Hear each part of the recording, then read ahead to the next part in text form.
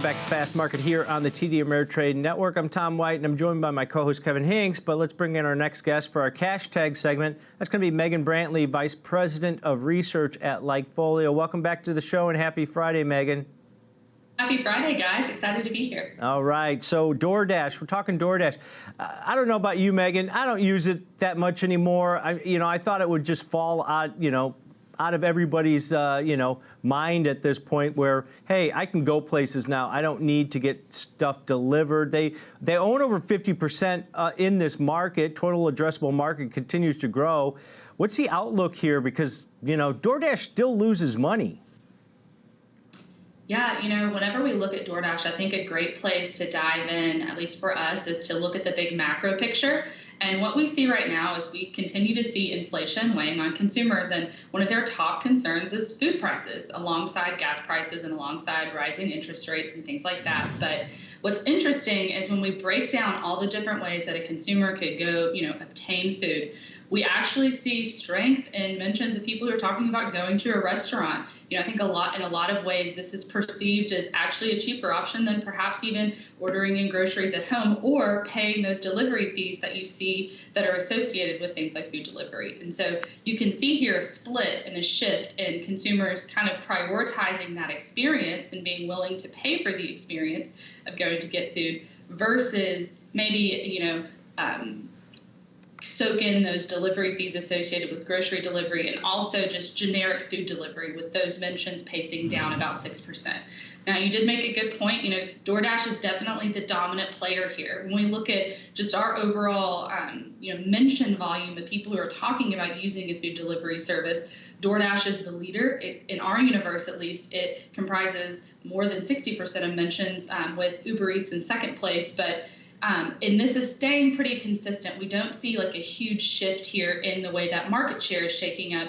And you can see here on this chart, this is the year-over-year change in consumer demand for these food delivery services. And DoorDash is definitely outperforming here. But we do see signs that this growth is slowing down. Across the board, you can see year-over-year declines in consumer mentions of signing up for and using these food delivery services. So it's interesting because DoorDash is in almost a unique scenario, or I guess you could say a lot of these companies are, in that the more orders they deliver, the less profitable they are because it costs money to deliver these orders. So it's interesting, on DoorDash's last report, those number of deliveries were better than expected. Those increased by 27% year over year, but their net loss widened because it was more expensive. It cost them to actually fulfill these orders. So for us, at least, that's created kind of an interesting lens whenever we look at DoorDash, because overall for us, we're starting to see just a decline in that momentum. So just a loss of momentum and growth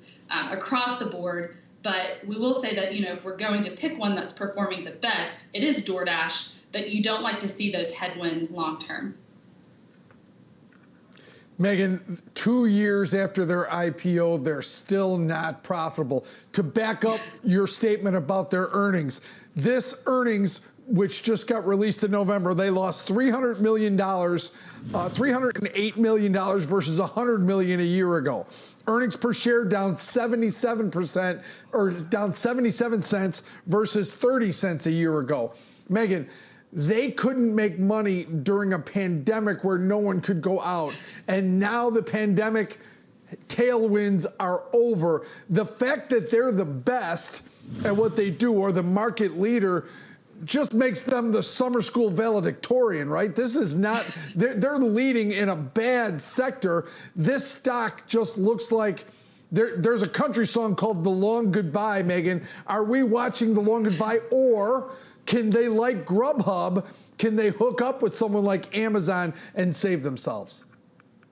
I think that you make a really good point. We've seen, Grubhub, if you look at how Grubhub is performing on that chart, you see, it's still losing momentum year over year, but it's a significant improvement versus how it was doing. And we did see a lot of mentions from consumers who talked about even switching over to a Grubhub. Whenever you look at this, Grubhub is now in second place in in our world, at least when it comes to consumer momentum, and it used to be near last place. So I think hooking up to something like an Amazon is definitely a positive move because consumers see value there in that membership. They're already paying this Amazon Prime membership, and so this just seems like another value add that they can think about whenever they're thinking about, okay, what do I get with this Prime membership? I will say, even just anecdotally, from LikeFolio perspective, we get food delivered in on Fridays. That's something that we do for our team.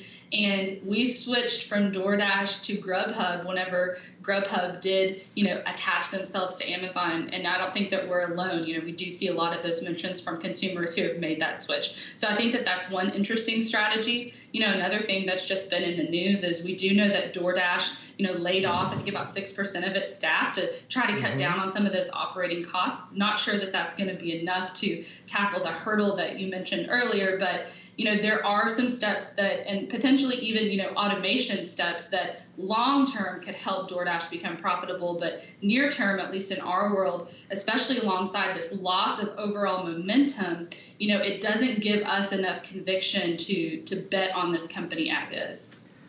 Yeah, and one of your charts has the stock prices pretty far still below maybe those consumer purchase mention numbers, Megan. Is that signaling an opportunity, and are you guys bullish on the stock, or are you starting to see a waning in those mentions?